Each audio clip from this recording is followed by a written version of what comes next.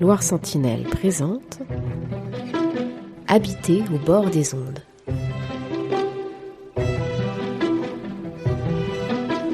Aujourd'hui, au barrage de Saint-Laurent. Le ralingue, c'est la corde qui est tout autour de la voile, qui va être plus courte que la voile.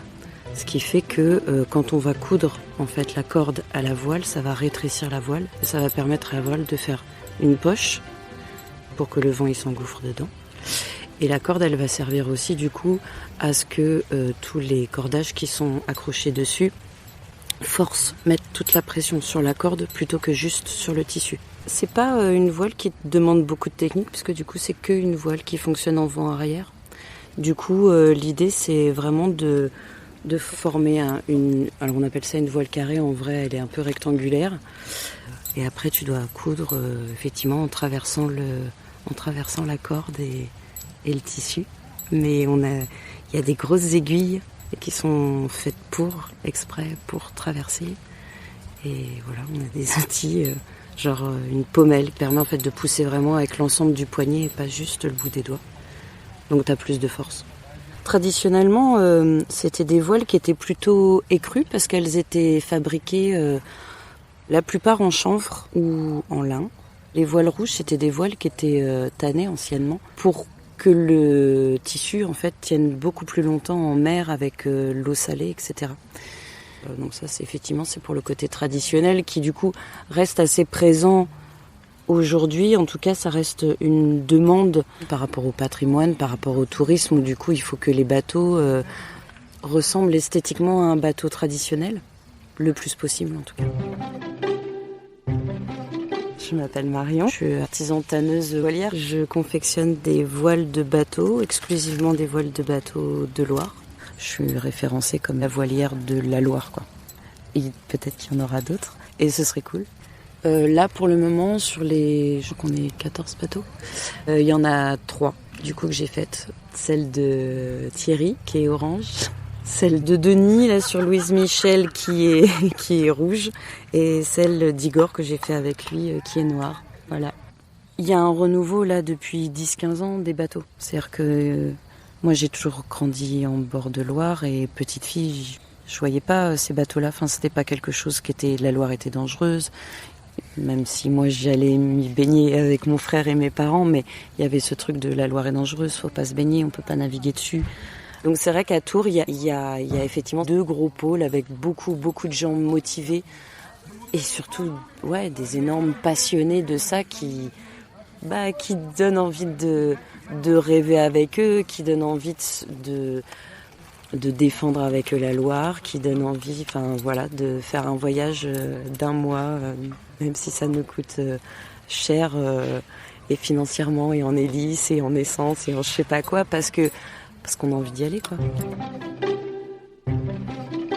Il y a un truc hyper apaisant pour moi, la Loire. Enfin, l'eau, en tout cas la présence d'eau, a quelque chose de très apaisant.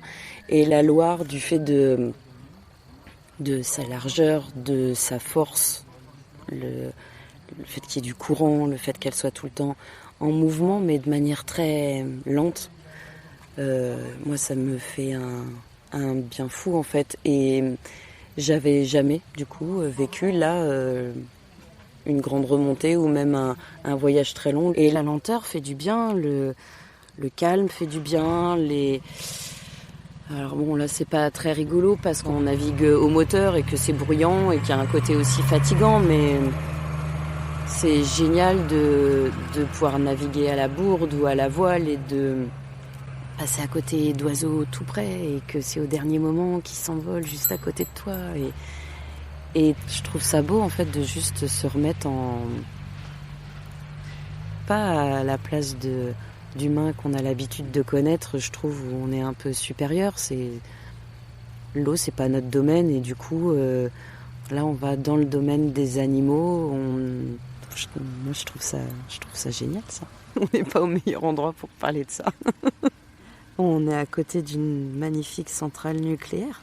Quand on remonte la pente, il y a un mur avec du fil barbelé partout. Bon, bref, c'est pas trop l'environnement que j'aime, que j'apprécie. Et voilà.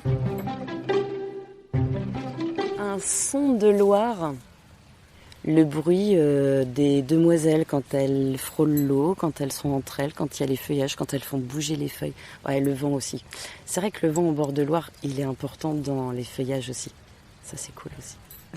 Quand je suis arrivée de la ville, je m'attendais à réussir en bord de Loire le soir à ce qu'il n'y ait pas de bruit. Et en me posant dans mon jardin, je me suis rendu compte qu'en fait, pas du tout. Il y a continuellement du bruit. Alors effectivement, le vent dans les feuilles. On entend évidemment une masse d'oiseaux la nuit, c'est incroyable. T'entends les ragondins qui font du bruit, t'entends plein d'animaux. Moi j'aime bien ce truc-là, j'aime bien me poser, essayer de faire abstraction de tous ces autres bruits de la civilisation et juste voir en fait avec qui je vis la nuit sur mon terrain. Enfin voilà, essayer de partager en fait ce bout de terre avec les habitants qui étaient déjà là et que essayer qu'ils veuillent bien m'accepter et qu'on fasse un truc sympa quoi. Habiter au bord des ondes, une série réalisée par Laure Bourru et Sébastien Rochard pour le collectif Loire Sentinelle à bord de la Grande Remontée.